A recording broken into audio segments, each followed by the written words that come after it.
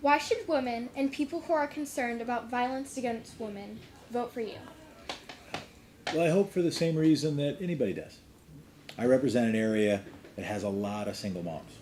I represent an area that has 80% of its students in my school district on free or reduced price lunch, that has received historically a much smaller share of city resources.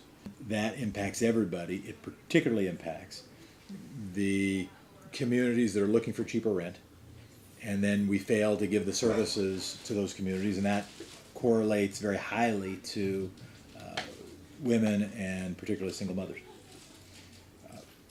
More specifically, there are a few things I think we can do to help. One, with respect to violence against women and women more in general, but still specifically.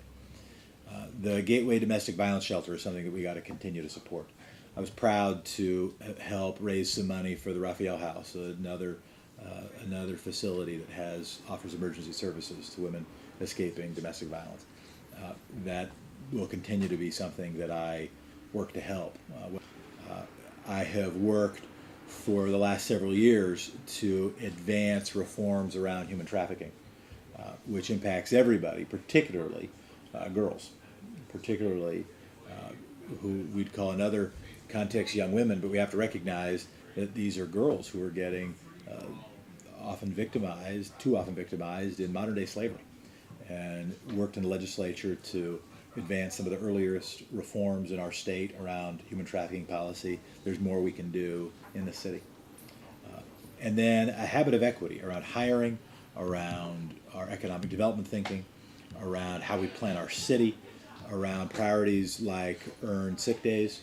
That helps everybody. It particularly helps people who have a cultural expectation or a personal expectation of wearing multiple hats in their lives. And it took other people to teach me, right? I mean, I've been very fortunate to have some fantastic women mentors and leaders who have helped shape my thinking.